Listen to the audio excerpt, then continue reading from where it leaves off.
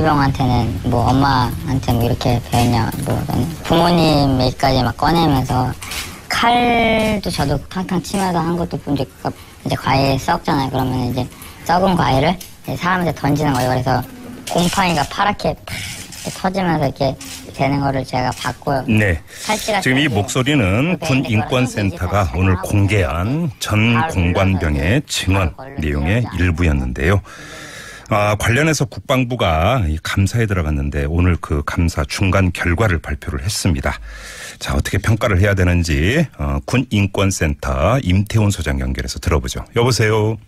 네, 안녕하십니까. 예, 안녕하세요.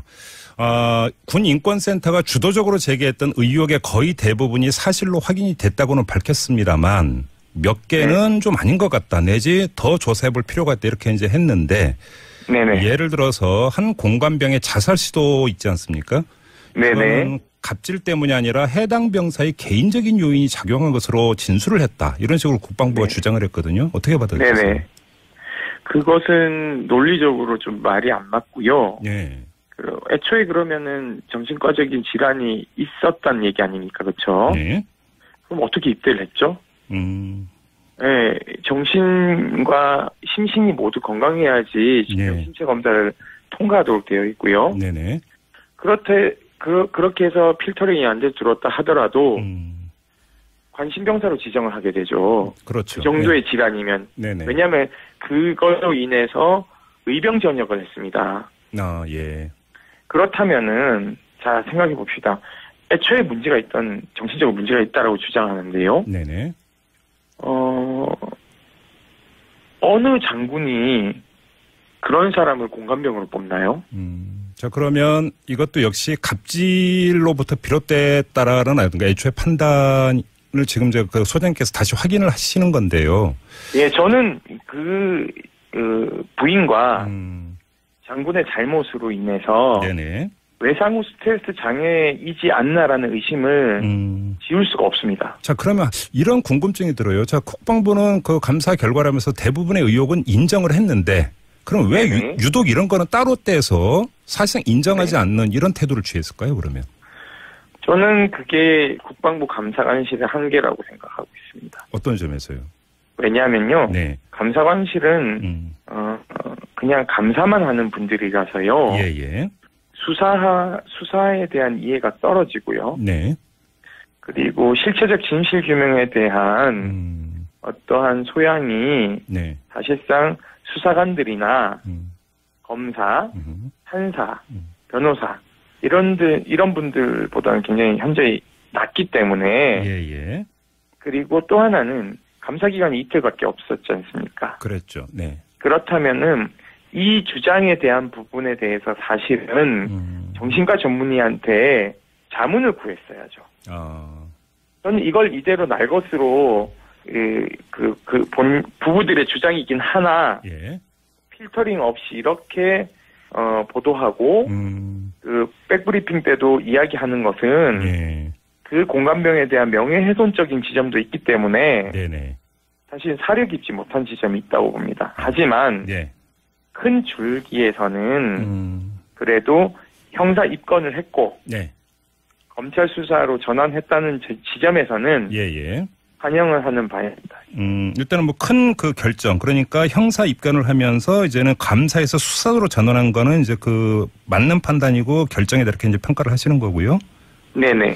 자, 그럼에도 불구하고 군인권센터가 조금 전에 이제 입장을 내놨는데 증거인멸의 우려가 있다 이렇게 지금 이 문제를 제기를 했는데 이건 어떤 뜻입니까? 증거인멸을 우려하는 것은요. 예. 궁극적으로 말씀드리면 이 박찬주 사령관 부부가 네. 그 감사가 진행되는 과정에도 불구하고 네. 그 정훈 공보 참모를 동원해서 공식적인 입장을 밝히는 행위를 하지 않았습니까? 예. 자중하는 것이지 사실을 인정하는 것은 아니다. 라며 범죄 사실을 부인했고요. 예.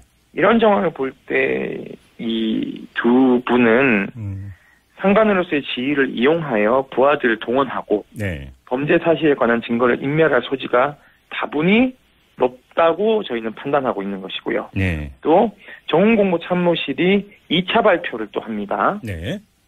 예, 공관병에게 손목 시계형 호출벨을 착용시킨 바 없다는 것이었는데요. 네네.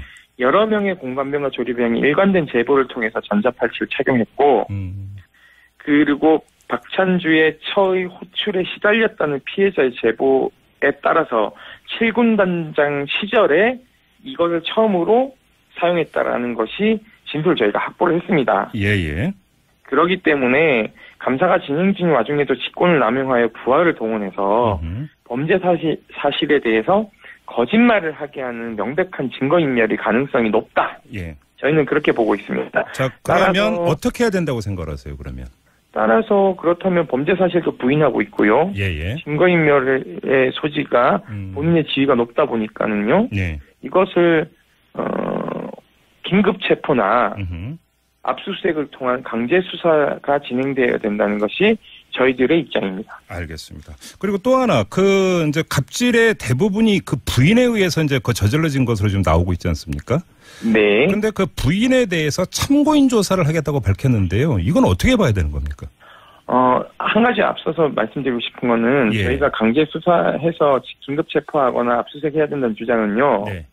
다음 주 화요일이 고위 군 수뇌부의 인사이기 때문에 그러면은 이분 집에 가시거든요, 그냥. 아, 예. 예, 그냥 그렇게 곱게 보내드리면 안 되죠. 국민들이 얼마나 화나겠습니까, 그렇죠? 알겠습니다. 네네. 예, 부인은 왜 그러냐면 부인은 군인 신분이 아니기 때문에. 군인 신분이 아니기 때문에 그런 겁니까? 그렇죠. 참고인 조사를 통해서 네. 범죄 사실이 입증이 되면 네. 아마 군 검찰이 직권으로 민간 검찰의 해당 주소지가 아마 중앙지검일 것 같은데요. 예. 중앙지검에 바로 직권으로 고발을 하도록 되어 있습니다. 아하, 이제 그런 절차를 밟게 되는 거군요, 그러면. 네, 그렇습니다. 그러니까 이건 상당 부분 진전된 부분인데, 네. 다만 이제 계속 위력을 행사하고 있는 사령관을 그대로 두는 것이 맞는가에 대한 부분은 예.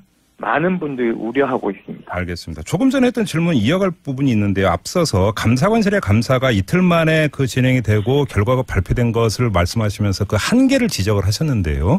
네. 조금 전에 또 다음 주 화요일이죠. 8월 8일에 군 인사가 있다라는 점을 일정을 강조를 하셨고. 네. 그러면 군 검찰의 수사도 감사관실의 감사하고 비슷하게 진행될 가능성이 있다고 봐야 되는 거 아닌가요?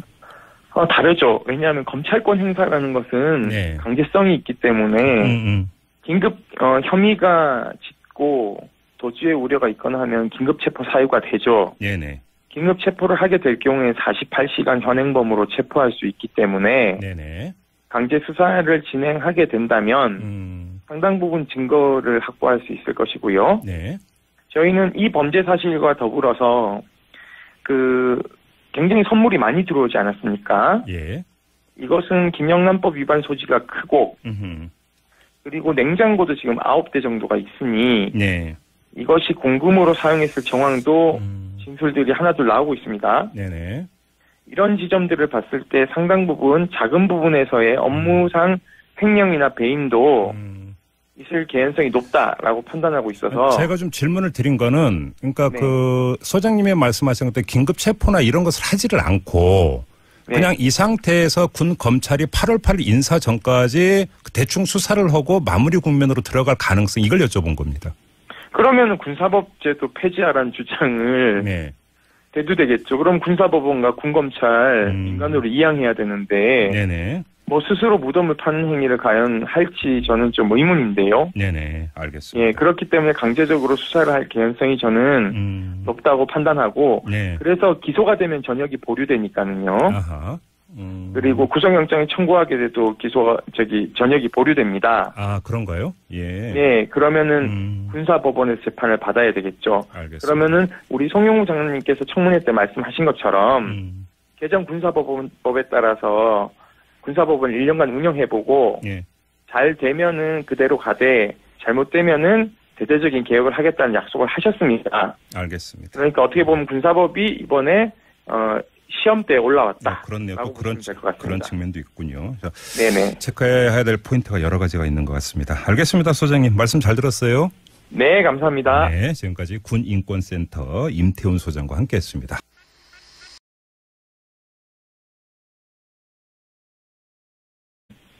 그런 사람을 공감병으로 뽑나요?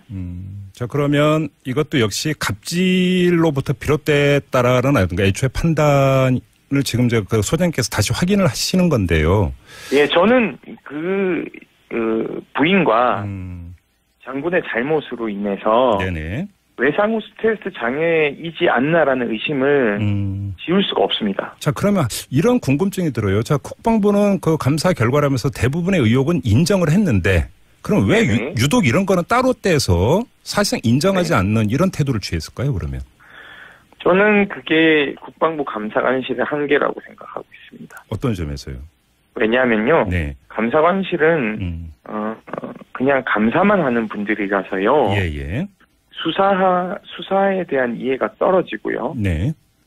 그리고 실체적 진실 규명에 대한 어떠한 소양이 네. 사실상 수사관들이나 검사, 판사, 변호사 이런 분들보다는 굉장히 현저히 낮기 때문에 예.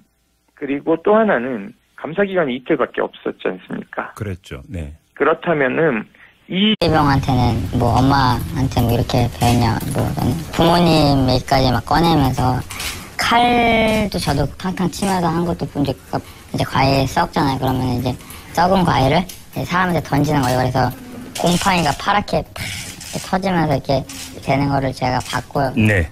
지금 이 목소리는 군인권센터가 오늘 공개한 전 공관병의 증언 내용의 일부였는데요. 관련해서 국방부가 이 감사에 들어갔는데 오늘 그 감사 중간 결과를 발표를 했습니다. 자, 어떻게 평가를 해야 되는지 군인권센터. 딴 얘기 아닙니까, 그렇죠? 네. 그럼 어떻게 입대를 했죠? 네, 정신과 심신이 모두 건강해야지 신체 검사를 통과하도록 되어 있고요. 네네. 그렇게 해서 필터링이 안 돼 들어왔다 하더라도 관심병사로 지정을 하게 되죠. 그렇죠. 그 정도의 질환이면. 네네. 왜냐하면 그걸로 인해서 의병 전역을 했습니다. 예. 그렇다면은 자 생각해 봅시다. 애초에 문제가 있던 정신적으로 문제가 있다라고 주장하는데요. 네네. 어느 장군이 임태훈 소장 연결해서 들어보죠. 여보세요. 네, 안녕하십니까. 예, 안녕하세요. 군인권센터가 주도적으로 제기했던 의혹의 거의 대부분이 사실로 확인이 됐다고는 밝혔습니다만 몇 개는 좀 아닌 것 같다 내지 더 조사해볼 필요가 있다 이렇게 이제 했는데 네네. 예를 들어서 한 공관병의 자살 시도 있지 않습니까? 네네. 갑질 때문이 아니라 해당 병사의 개인적인 요인이 작용한 것으로 진술을 했다. 이런 식으로 국방부가 주장을 했거든요. 어떻게 받아들이세요? 네네. 그것은 논리적으로 좀 말이 안 맞고요. 네. 애초에 그러면은 정신과적인 질환이